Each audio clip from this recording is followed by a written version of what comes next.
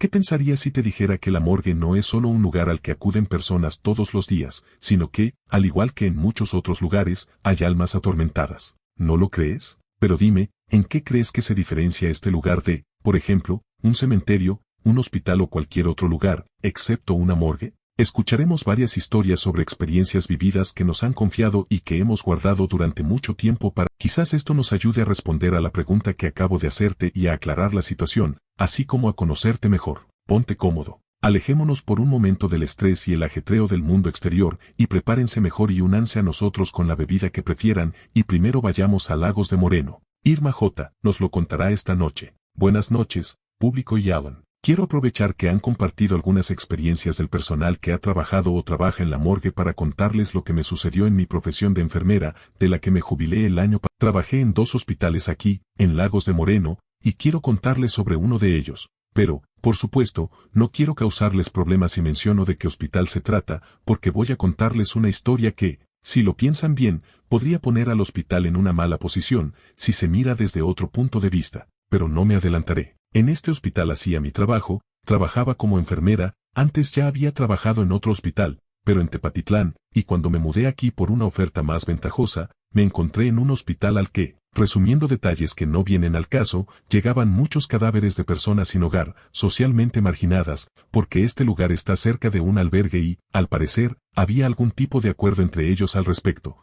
Así que era muy triste ver a estas personas terminar aquí y que nadie viniera a identificarlos o reclamar sus cuerpos. En fin, el tiempo vuela, sinceramente, en los 7 meses que estuve ahí, jamás un ruido extraño, nada inusual. El personal encargado de la morgue eran personas mayores, una doctora y un doctor que siempre fueron muy correctos y se turnaban cuando uno no venía, el otro estaba. El hospital era pequeño, así que no había necesidad de tener a ambos al mismo tiempo. Te doy este detalle para que más adelante podamos descartar algo. Una tarde llegó un cuerpo, era de un hombre de unos 20 años, un indigente que había sido recogido por las autoridades y traído al hospital y bueno, yo era la encargada de llevarlos en camilla a la morgue, por eso estaba al pendiente. Aprendí que si nos traían un cuerpo, yo lo llevaba a la morgue y si el doctor no estaba, no lo iba a dejar solo ahí en la camilla y que se harían cargo cuando llegaran. No, sino que yo me quedaba ahí esperando. Normalmente no tardaban mucho para evitar que sucedieran malos entendidos. Cualquier detalle en el que no hubiera nadie ahí,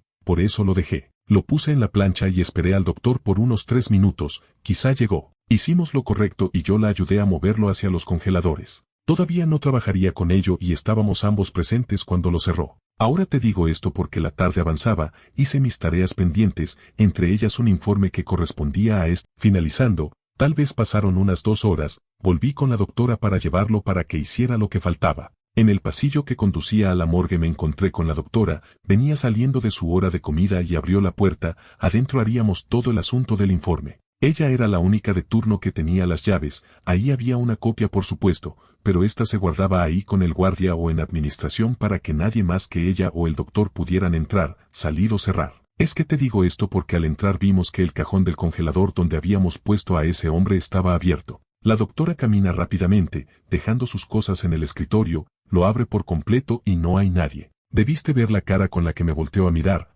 y como no, si era su responsabilidad e incluso si no hubiera hecho nada malo, tenía que responder por su turno y por su área. Pero cuando me acerqué con ella, pobrecita, se veía muy asustada, preguntó quién había entrado, si nadie tenía llaves y por qué se iban a llevar un cuerpo. Y entonces llego yo con ella a ver si no habían dejado algo, no sé, y señalo al suelo. Ella se voltea y nos agachamos para ver bien que en el suelo, justo al lado de los congeladores, había una huella marcada. Era una sola huella. ¡Guau! Una sola huella marcada en el suelo, como con tierra y agua, pero no podíamos explicar qué hacía ahí. Nadie entró ahí así, cubierto de tierra al hospital, con agua y encima descalzo. Y tampoco sabíamos por qué solo había un pie. Encima, esta huella no apuntaba hacia la salida como para creer que quien fuera se había ido, que había dejado esa marca, sino en dirección de los congeladores. Créeme, la cara de la doctora cambió, cerró el cajón y me dijo que iba a compartir algo conmigo que ella creía que nada de eso le había pasado nunca, pero que estaba tranquila,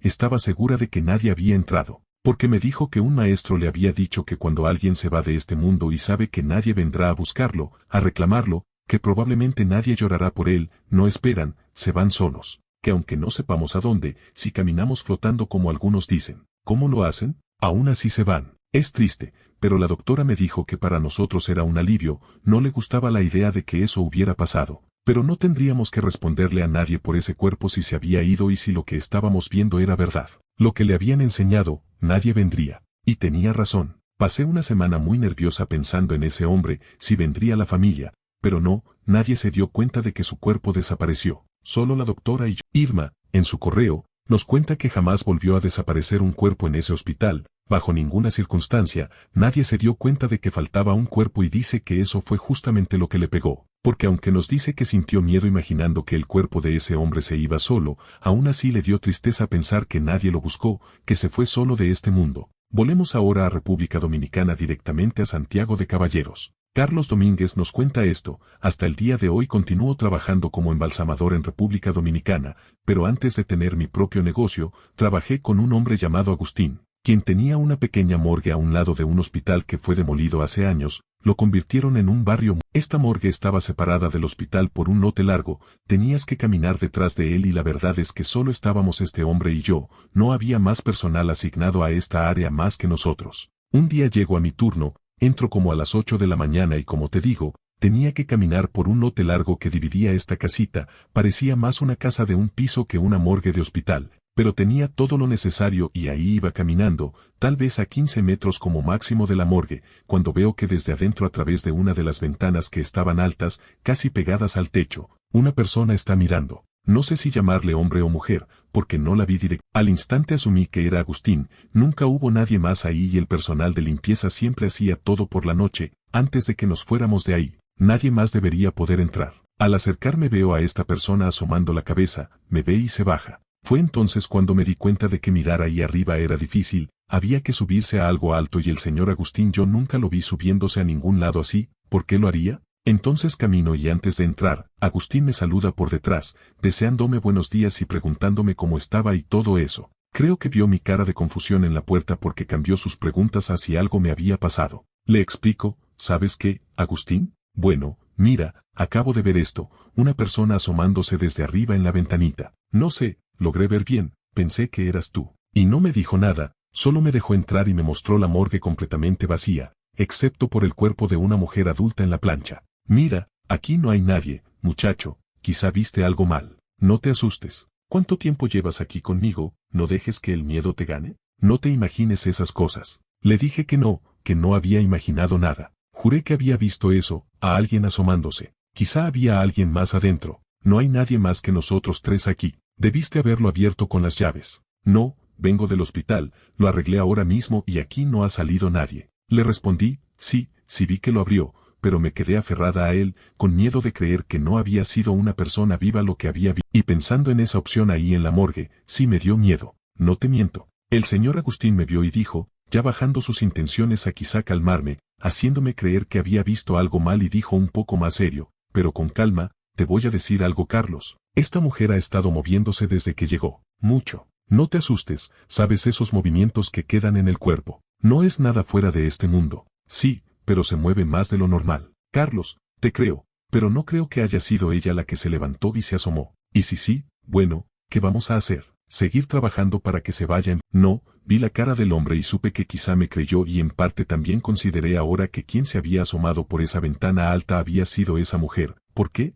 ¿Cómo no volví a preguntar? Simplemente seguimos trabajando y tenía razón Agustín, se movió como 2 veces, pero eso no me había asustado en mucho tiempo. Solo ahora que repaso esta experiencia le pongo rostro a ese recuerdo, el de la persona asomándose en la ventana, y es el rostro de esa mujer. Para los especialistas y para quienes no lo somos, sabemos que el cuerpo humano después de la muerte aún tiene ciertos movimientos involuntarios que acumulan gases, se liberan los ligamentos, se secan, la posición hace que parezca que un cuerpo aún está vivo, que de repente levantan una extremidad, mueven los dedos, exhalan, hasta ahí es lo esperado, lo común. No aprendemos de eso, pero ¿qué pasa cuando a un cuerpo se le levanta al punto, como en este caso y en otras recopilaciones que ya hemos escuchado, hacen movimientos que no parecen involuntarios? ¿Qué nos dirías? Piénsalo y hablando de este tema, vamos ahora con un relato que me suena muy familiar. Una persona anónima de Oaxaca de Juárez nos cuenta esto. Actualmente sigo trabajando en este hospital cerca del centro de Oaxaca y si tuviera que elegir una de las experiencias que más me marcó en la morgue, creo que sería esta que quiero contarles. Fue una mezcla de muchas emociones, incluyendo el miedo, no lo voy a negar. Mi turno en ese entonces era el turno de la noche. En ese momento yo era apenas asistente de médico y trabajaba completamente en la morgue con él, y una noche, como a la 1 de la mañana, llegó el cuerpo de una joven. La pobre muchacha apenas tenía 21 años y había fallecido en un accidente automovilístico. Viajaba con su novio y fueron embestidos por un tráiler. Todo fue muy trágico. El novio no murió, estaba en muy mal estado, pero la joven llevaba muerta un par de horas, no había ninguna posibilidad de nada. Y ahora van a ver a lo que me refiero con esto. Empezamos a trabajar con ella, apenas examinándola, llenando informes, teniéndola en la plancha. El doctor y yo estamos frente al escritorio, cada uno llenando su trabajo con la espalda hacia la plancha, y entonces escuchamos el crujido de la plancha, el metal. Nos volteamos y vemos a la joven sentada. No nos dio tiempo a hacer nada porque nos miraba fijamente a ambos con los ojos fijos en nosotros. La pobre mujer, ya pálida, nos pregunta, ¿dónde está mi bolso? Y con eso, no se deja caer, sino que lentamente vuelve a recostarse. El doctor no se veía asustado como yo me sentí en ese momento. En cambio, se quita los lentes, se frota la cara y se veía triste. Yo hago lo mismo, me persigno y me pide que salga un poco al pasillo. Me dice que no me asuste, que no pasa nada. Pero si me ponía a pensarlo, que lo hice por instinto, ella ya no estaba viva. Era imposible, llevaba horas, como te dije. Las condiciones en las que llegó, no, ni siquiera había una posibilidad. Eso me dijo intentando calmarme, porque sí, me puse nervioso. A veces pasa esto, hay, según el doctor, apegos que no nos dejan ir a cosas materiales, a personas, o que estos objetos pudieron haber tenido un significado importante para ella. No lo sabemos, pero podría ser que no se asustara, que lo más probable es que no se volviera a mover. Entré a la morgue con miedo nuevamente, me acerqué a la plancha con miedo de que se fuera a levantar. No podía creer que hubiera escuchado un cuerpo no hacer un sonido esperado, sino hacer una pregunta mirándome directamente a los ojos. Eso sí se veía muy diferente a los de una persona viva.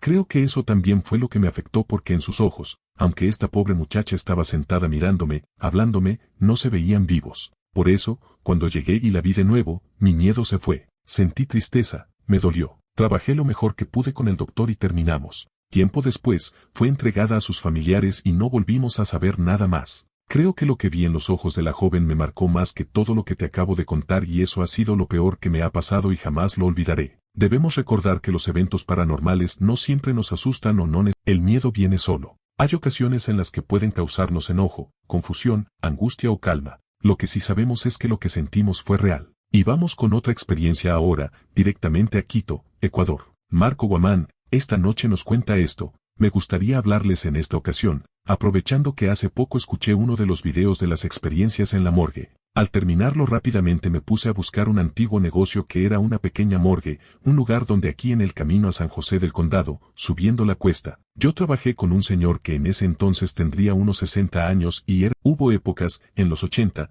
donde no había tantos negocios, hospitales en esa zona, y bueno, tristemente ahí aprendí que así como en clínicas y hospitales siempre entran pacientes, también en las morgues y panteones. Tomé este trabajo porque el señor era un conocido de mi abuelo, me recomendó con él. Tenía unos 22 años y mal no recuerdo, y sí, quería estudiar medicina o enfermería. Mi proceso con el señor, aprendiendo mis primeros días, viendo de cerca por primera vez para mí un cuerpo sin vida. Creo que por ahora es mucho, pero me gustaría decirles que este señor era alguien muy respetuoso, correcto en su trabajo, por eso recibía mucho trabajo. Realmente confiaban en este señor. Aparte de que ya había una clínica que le proporcionaba recursos para trabajar, ampliaron las instalaciones, aire acondicionado, todos los instrumentos. Realmente al señor le fue muy bien y me alegra haber estado presente en esos tiempos. Y por más que crecía su negocio, solo éramos 2 personas trabajando ahí con él, un chico que tenía 30 años cuando lo conocí y yo. Pero entre todo esto, teníamos que entrar al negocio varias veces.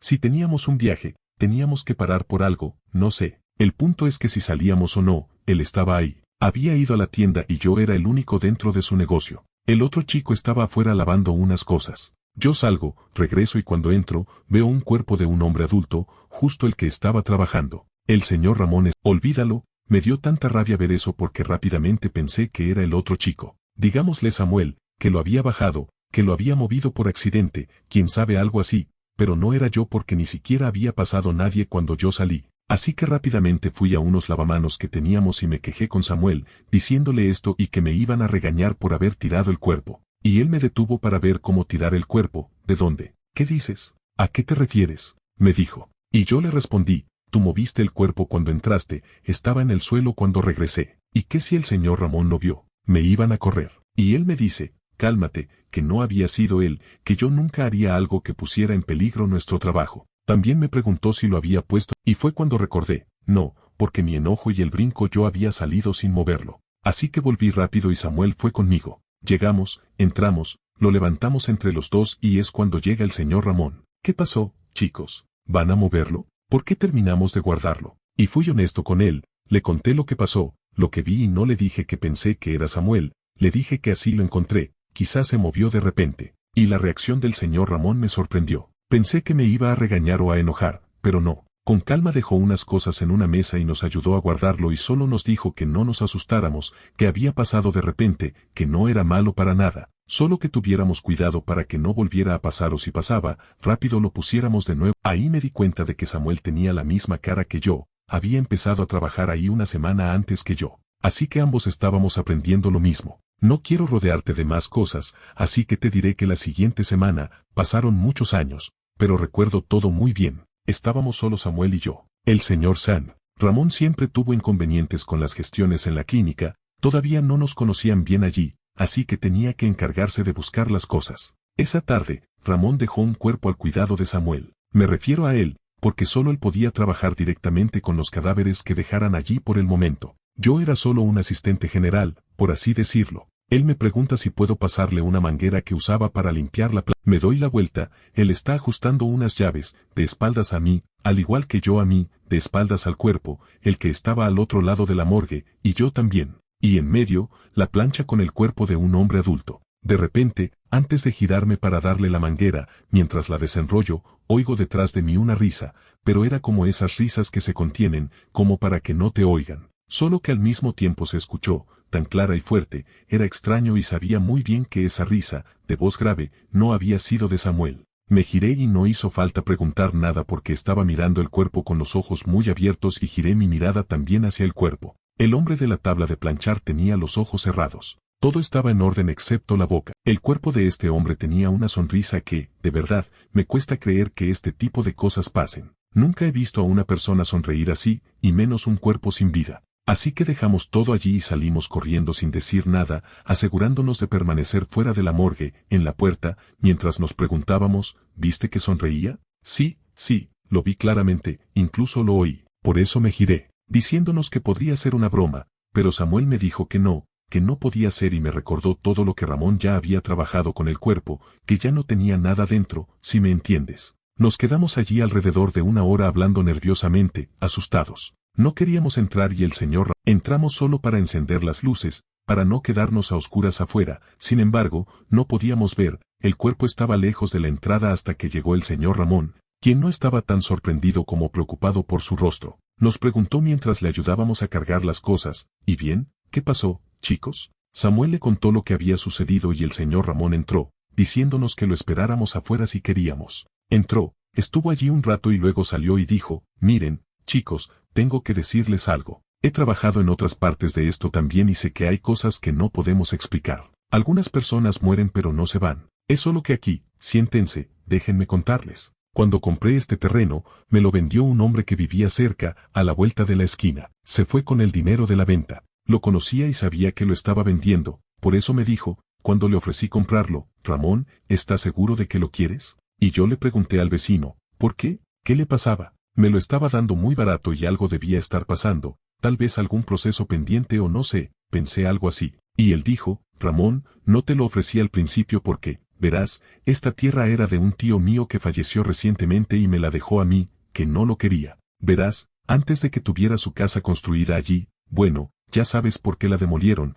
es que este tío vivía solo y hacía cosas muy oscuras. Nos dijo que pasaba el tiempo hablándole abajo, buscándolo por todas partes, contactando gente, haciendo rituales y todo. Éramos un poco más jóvenes, Ramón, cuando empezó con eso y nos asustaba, por eso pensamos que lo decía solo para asustarnos. Y ahora crecimos, vecino, y mi tía, su esposa, falleció. No sabíamos por qué, ya no estábamos tan cerca. Y tiempo después mamá dijo que mi tío se había vuelto loco, que estaba haciendo esas cosas, que llevaba animales, que dibujaba símbolos extraños en el suelo, no sé cuánto más hizo en esa casa. Y lo último que supieron mis otros tíos y mis padres fue que dijo que su esposa había venido del cementerio a verlo, que la veía por la noche y por las mañanas, toda cubierta de tierra, ya un poco descompuesta, que el diablo la había sacado de... Poco después falleció, nos dejó la tierra a nosotros, sus sobrinos, pero nadie quiso hacerse cargo. Demolieron la casa cuando murió porque encontraron muchas cosas feas allí, y bueno, por eso la estoy vendiendo. Ramón, si me preguntas, no te creo.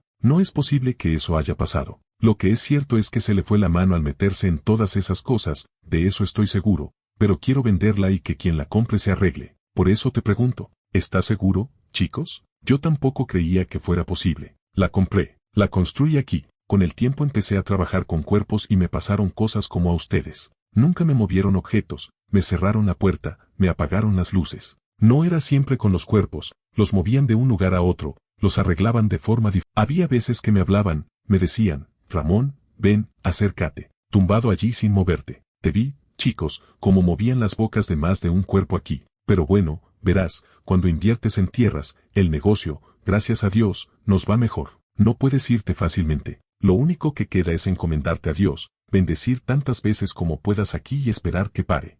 Ignóralos, sal fuera, justo como ahora. Pélalo, habla algo que no vuelvan a hacer, al menos a mí. Y dejé de trabajar allí. Al poco tiempo nos mudamos más cerca del centro y lo último que supe fue que el señor Ramón había fallecido. Años después, busqué recientemente su negocio, pero ya no existe. Lo demolieron. Quizás su familia también vendió ese terreno. Construyeron casas y bueno, quién sabe si todo terminó allí, pero nunca se me quitó de la cabeza el hecho de que hay seres, sea lo que sea que estuviera en ese terreno, que usaban los cuerpos como títeres, no de forma espectacular, apenas los movían o hablaban a través de ellos. Y créeme, eso me enfermó durante mucho tiempo. Dicen que cuando dejamos este envoltorio de carne, esta piel, nuestra alma, espíritu, energía, desocupa nuestra forma física, eso dicen. Y por lo tanto, también aseguran muchas creencias, por eso es fácil para muchas fuerzas, quién sabe de dónde, manipular los cuerpos sin problema. ¿Con qué intención? Una pregunta que se está volviendo habitual por aquí. No sé, ¿qué opinan?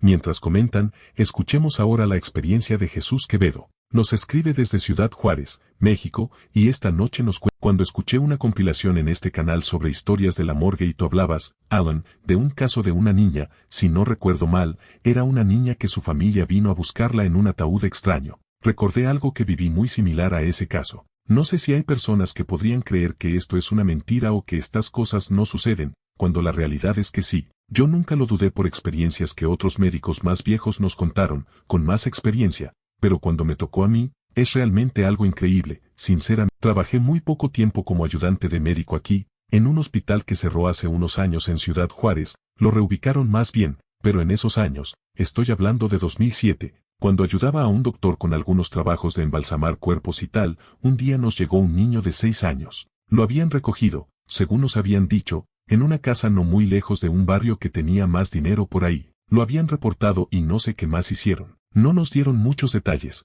pero el cuerpo de este niño, de verdad y con todo respeto, estaba muy mal. No quiero entrar en detalles porque sería grosero, grotesco, pero estaba claro que le habían quitado la vida de una manera extraña y muy cruel. Si eres sensible, por favor, no lo escuches porque no me adelanto en mi historia. Unos 15, 20 segundos. Este niño tenía las mismas marcas que representan a Jesucristo en la cruz, si me entiendes. Teníamos más cuerpos que atender esa tarde y no teníamos tiempo de trabajar con el pequeño, porque llega el supervisor del piso y habla en privado con el doctor muy apresuradamente y él se veía nervioso. Salgo de la habitación, habla unos minutos y veo al supervisor salir muy apresurado, todavía subiendo y marchándose. Luego sale el doctor y me pide que venga rápido. Vuelvo a entrar a la morgue. Él cierra la puerta y, mientras empieza a ordenar papeles, me dice que van a venir por el niño. Claro, el primer momento que un cuerpo llegaba con nosotros, si podían, tenían que venir a identificarlo. Incluso si querían llevárselo, tendrían que hacer muchas cosas allí que podrían complicarse, dependiendo. Pero eso no explicaba que el doctor y el supervisor se vieran tan nerviosos. Y le pregunté al doctor, oye,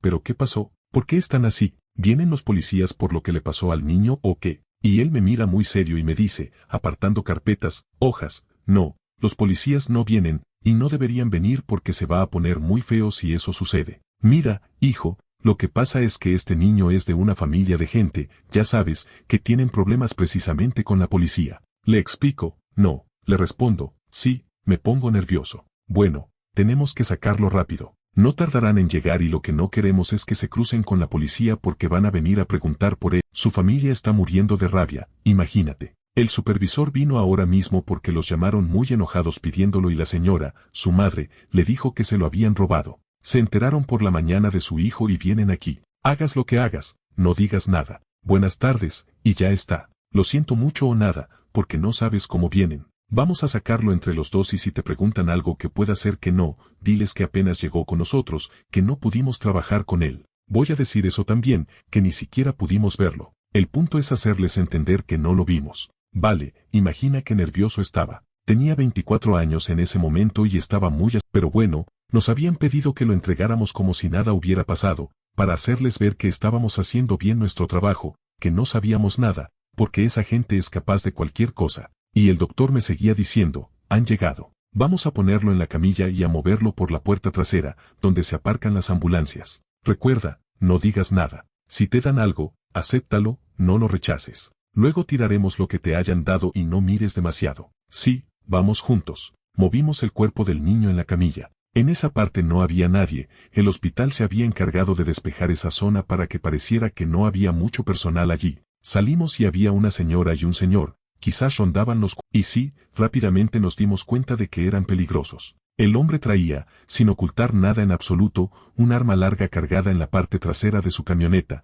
pero era un vehículo como una furgoneta grande de caja cerrada. Ni siquiera nos saludaron al llegar. Nosotros no dijimos nada. Al niño lo entregamos en una bolsa negra, cubierta con una sábana blanca, y ellos lloraban apoyados en el cuerpo. Lo llevaron a la caja de la camioneta, que ya estaba abierta, y antes de que lo cargaran, la señora fue la que empezó a gritarnos que queríamos, que mirábamos, muy enojada y llorando. Entramos al hospital, cerramos y solo oímos que arrancaban y se iban, dejando la camilla allí. Realmente no supe en ese momento si había visto bien hasta que le pregunté al doctor y él me... Dentro de esa caja de camioneta había un pequeño ataúd, pero no era uno como estamos acostumbrados a verlos, de un diseño simple y común, o quizás no para un niño. Este ataúd, el doctor lo vio, yo lo vi, y él me confirmó diciendo, sí, hijo, sí, viste bien. Era un ataúd rojo y con alambres como los que ponen en las paredes. Alambre de púas. Tenía un símbolo muy extraño en el medio que no llegué a ver bien. No sé si lo viste, pero sí escuché que tenían muchas cadenas allí donde lo pusieron. Estoy muy seguro de que quien le quitó la vida a ese pobre niño se lo ofreció a alguien de abajo. Eso es lo que sé y me han contado, y que quizás lo más probable es que esa familia supiera lo que pasó. Por eso tuvieron que enterrarlo. Créeme, ponerlo en palabras no describe lo aterrador que se veía ese ataúd. Si llegué a ver cómo ese hombre movía el alambre de púas como si nada, como si no le importara que se estuviera pinchando al abrirlo, y no vi nada más de eso. Por supuesto, desde dentro vi muy poco de eso, pero la verdad es que ver esto me dio una sensación terrible. Algo más venía en esa camioneta, el peso de ese ataúd, no sé, no tanto la familia. Sí. Después de eso, el supervisor habló con ambos, nos agradeció, nos felicitó y nos dio un día extra de descanso, diciéndonos que si nos preguntaban por las grabaciones, sí, todo había sido grabado y era cierto que la policía vendría por ese caso, debíamos decir que no sabíamos nada, que solo hicimos nuestro trabajo, que nos habían pedido las cosas de muy mala manera, esa familia y nada más, que ellos se encargarían de todo lo demás. Y las grabaciones, bueno, era muy peligroso tenerlas. Aquella cuestión quedó en el olvido. Nada trascendió y es solo al narrarla, que ofrezco mi testimonio de que este tipo de sucesos, originados por fuerzas que jamás conocí ni pretendo entender sus motivos, suceden. Y sí, estimado público, lo que les contamos es real. Su servidor opina que, sin importar quiénes seamos, debemos siempre honrar las creencias de cada individuo, sus prácticas derivadas de ellas, siempre y cuando no infrinjan daño a otro ser vivo, ajeno a ello, ya sea un animal, o un ser humano, un infante como en este caso, y mucho menos cuando se trata de truncar su vida. Una historia cargada de maldad y lamento. Informarles que lo siguiente no es la excepción. Lo comparte con nosotros Montserrat Gallardo, quien desde Michoacán, México, nos relata, en mi trayectoria y labor como criminóloga en la rama forense, he presenciado innumerables situaciones peculiares, más ligadas a personas que acuden a nosotros en circunstancias poco habituales, pero solo un evento paranormal. Realmente tengo 12 años de ejercicio y nunca me había topado con algo que no pudiera explicar. Lo atribuyo a pura fortuna, pues creo firmemente en el tema, o al hecho de que interactúo con mucha gente. Prefiero pensar que es su compañía lo que me ha salvado, pues casi nunca he estado sola en estas faenas. Bien, mi relato concierne a un único caso, una excepción para mí, algo que considero que a ustedes también podría marcarles un antes y un después en mi percepción de muchas cosas. Verán, mi experiencia ocurrió a principios del año 2013. Ya llevaba alrededor de 4 años trabajando en una empresa de investigación privada para un alto mando. Dejémoslo así, no mencionaremos datos precisos. Si puedo revelar mi nombre, no hay problema alguno, no existe contrato ni... En esa ocasión, apenas daban las primeras horas de mi jornada matutina de un lunes, lo recuerdo perfectamente. Ingreso al trabajo, reviso los expedientes que atenderíamos ese día y, entre ellos, acababan de entregar el cuerpo de una mujer. La colocamos en la plancha, un colega y un asistente que llevaba apenas unos meses haciendo su servicio social con nosotros y que trabajaba muy bien. Al observar el cadáver, el caso se trataba de una joven de apenas 19 años. Por la naturaleza de nuestro trabajo, ya nos habían proporcionado parte de sus pertenencias y todo lo relacionado con el expediente que debíamos investigar. En esta ocasión, nuestra tarea era dilucidar qué había sucedido. Mire, seamos honestos, no voy a generalizar, pero muchas de las dependencias que nos remitían los cuerpos para investigación no hacían mucho. Sí, por ejemplo, a esta joven solo le practicaron 2 estudios que determinaron tristemente que había fallecido, y eso fue todo. Nos proporcionaron la información de que había expirado el día anterior, domingo por la mañana. Lo único que teníamos de las autoridades y algo del hospital de donde provenía, lo cual es bueno, pues a veces hay que dejar el trabajo a profesionales como nosotros para que no solo nos enfoquemos en el cuerpo, sino que el cuerpo hable y nos cuente qué le ocurrió, como decimos en la carrera. Posteriormente, nos enviaron todo lo concerniente a ese día, a esa joven, algo que ocurre con frecuencia. Parece que no solo sucede, sino que, en este caso particular, la muchacha, para mí, era apenas una niña. Me disculpo, tenía una expresión tan sombría en su rostro, el ceño fruncido, pero no por enfado, sino más bien por angustia, por tristeza. Su boca, todo en ella reflejaba esa melancolía que resulta contagiosa. Por mi parte, siempre estoy conversando con mis colegas, con la persona que tenemos en la plancha. Soy, por ejemplo, en este caso, diciéndole cosas como, ¿qué te pasó, mamita? ¿Por qué viniste aquí si eres tan joven? Y en esa ocasión, al comenzar, me sentí muy mal por ella. Continuamos avanzando, leyendo lo poco que teníamos de ella, y el informe nos indicaba que había fallecido justo el domingo, el día anterior, como les comento, pues la noche del sábado había salido a un bar con unas amigas, unas conocidas de allí, y todo ocurrió allí. Las personas que nos la entregaron nos comentaron que había sido por congestión alcohólica, quizás una sobredosis. ¿Qué creía yo en ellas? Sus amigas y conocidos aún no habían declarado mucho, y por ahora, eso era lo que teníamos. Recuerdo que, al examinarla, la abrimos, le levantamos los párpados y notamos los 3 que sus pupilas estaban dirigidas hacia abajo, hacia la izquierda, todo el tiempo. Sin importar cuán cuidadosamente, por supuesto, la moviéramos, observáramos algún detalle, siempre estaban en esa dirección. Mientras trabajaba en su rostro, el joven que hacía su servicio con nosotros, me giro y él estaba en una pequeña mesa donde teníamos bolsas con sus pertenencias, la ropa que llevaba ese día, zapatos, joyas, accesorios, bolso, teléfono celular, todo bien resguardado como evidencia. Comenzamos a retirar con cuidado la ropa y a mover el resto de las pertenencias a otra mesa, frente a la anterior, sobre la otra pared, para revisarlas una por una, donde estábamos nosotros, sin mezclar nada. Mientras el estudiante movía las bolsas, yo vuelvo, me cambio los guantes, me coloco de nuevo para ver su rostro, para continuar con lo mío, y sus pupilas, su mirada ya vacía, ahora apuntaban, los 2 ojos sincronizados, perfectamente, hacia abajo, hacia la derecha. Me pareció curioso, solo y giró hacia ese lado. El cuerpo habla, así que tal vez tuvo alguna reacción muscular en esa zona. Dirijo mi mirada, veo su tórax, el brazo y continúo hasta ver aquella mesita donde estaban ahora sus cosas, y sus ojos mirando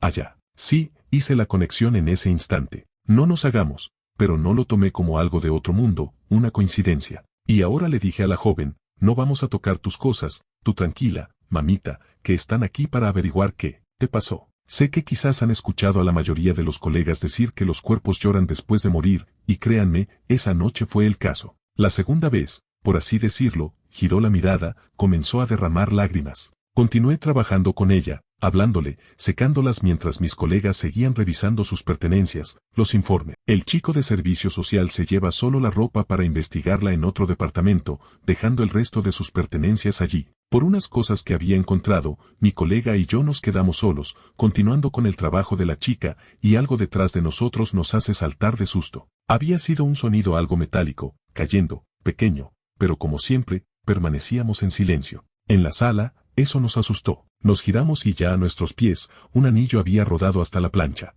Pertenecía a las pertenencias de la chica. Mi compañero lo recogió con cuidado, un poco molesto, diciendo que ese chico había dejado las cosas fuera de lugar y que iríamos ahora mismo a Yo también pensé lo mismo, pero antes de que él regresara, lo apartamos, tomamos algunas cosas para analizar también y salimos de la morgue yendo, juntos. Al final, pasamos quizás 10 minutos allí, dejando las cosas, y regresamos. Vemos que en el pasillo, afuera de la morgue, el estudiante nos esperaba. ¿Ya regresaron? ¿Dejaste la ropa allí? Le pregunté, y él responde, sí, pero algo distraído. Le pregunté por qué no había entrado si podía estar allí. Sin problema, y él nos dice, es que desde que llegué, estoy seguro que es ella, pero alguien estaba rezando adentro. Nadie más se quedó allí. Sé que la chica está llorando, la he estado escuchando desde que llegué y dejó de hacerlo hace apenas unos minutos. Estoy más que seguro de que escuché correctamente.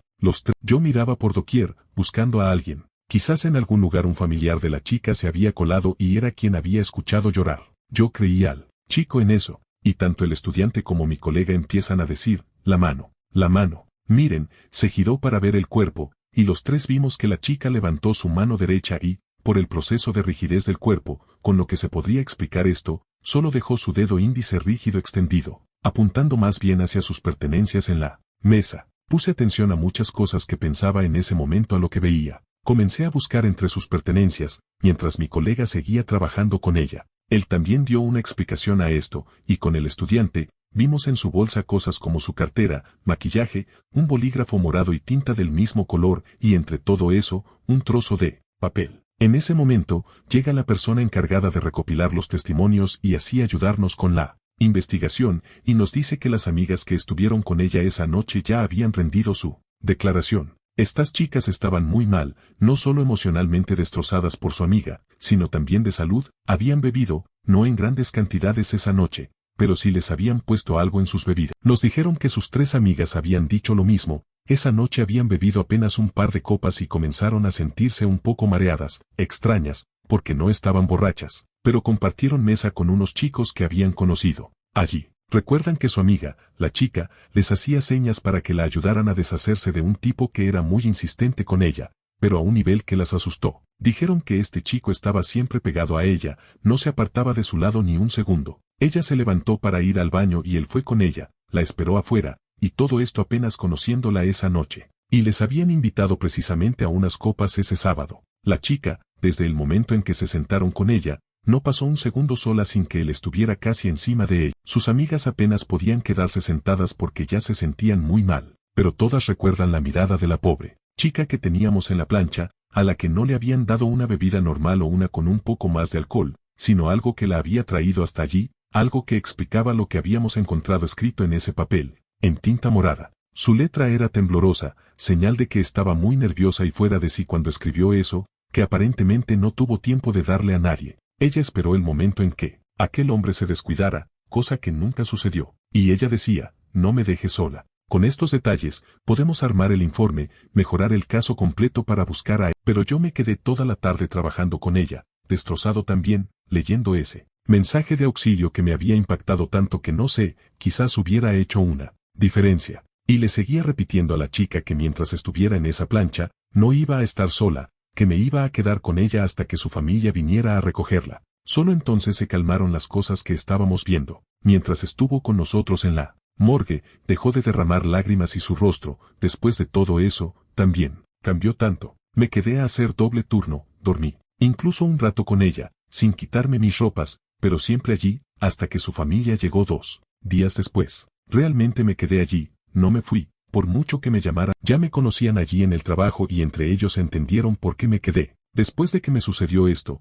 amplié mis conocimientos de que los cuerpos te hablan, te dicen qué les pasó. Amplié esto y comprendí que a veces hay que tomar en cuenta este tipo de señales también. Las más claras, que a veces parecen ser solo una manifestación paranormal. No siempre nos van a asustar, a veces están más asustados que nadie y no entienden por qué están allí. Las historias de terror, las experiencias paranormales, los relatos a lo largo de nuestra historia, a menudo vienen cargados de eventos trágicos. A veces, por el susto, olvidamos que los últimos momentos de una persona en este mundo pudieron haber sido lo peor que jamás. Emociones que solo se viven una vez en la vida, y que es precisamente al final de esto cuando no le tememos a lo paranormal, a los fantasmas, a la llorona, a las brujas, al chupacabras, al poltergeist, al diablo. A los juegos malditos, a las criaturas extrañas, a la gente sombra. Pero irse de este mundo de una manera tan horrible, y esto en la morgue, lo dice mucho. Estimado público del mausoleo, acabamos de escuchar una compilación no solo aterradora, intrigante,